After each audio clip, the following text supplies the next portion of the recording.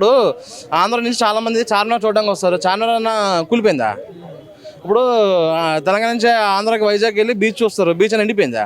ఏదో జస్ట్ అది సరదాగా ఒక మాట అన్నాడు జోక్ విధంగా, దానికి పెద్ద కాంట్రవర్సీ చేసి ఇవన్నీ చేస్తున్నారు. అయినా ఇప్పుడు మన టెక్నాలజీ సైన్స్లో మనం ఉన్నాం ప్రజెంట్. అయినా ఇంకా దిష్టి గుమ్మడికాయలు, పూజలు, ఈ చేతబళ్ళు అన్నీ నేను నమ్మను. నేను ట్రాష్ అని చెప్పి అనుకున్నాను. అదేదో జస్ట్ క్యాజువల్ కూడా దానికి పెద్ద మనం చూడాల్సిన అవసరం లేదు.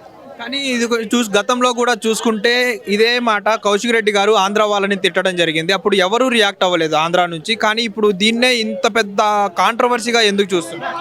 బ్రో అన్నీ చిన్న దాని గురించి పెద్ద పట్టించుకునే అవసరం లేదు. ఆంధ్ర వాళ్ళకి ఎట్లా అంటే అలాంటి ఉంటాయి ఇలా దులిపేసుకుంటాం అనమాట. దానికి పెద్ద రియాక్ట్ అయిపోయి పొలిటికల్ చేసి అంత పెద్ద దాని గురించి ఏమి లేదు అక్కడ. సో తెలంగాణలో కౌశిక్ రెడ్డి గారు చాలామంది అన్నారు, బట్ అలాంటి పట్టించుకోవాల్సిన అవసరం లేదు. ఆయన జస్ట్ సరదాగా అన్నాడు. ఒక రేపు వచ్చి సారీ చెప్పమంటారు, రెండు అక్షరాలు సారీ అంటూ వెళ్ళిపోతారు. అందుగురించి ఏం లేదు కదా. సో దాని గురించి పెద్ద హైలైట్ చేయాల్సిన అవసరం లేదని చెప్పి నేను అనుకుంటున్నా.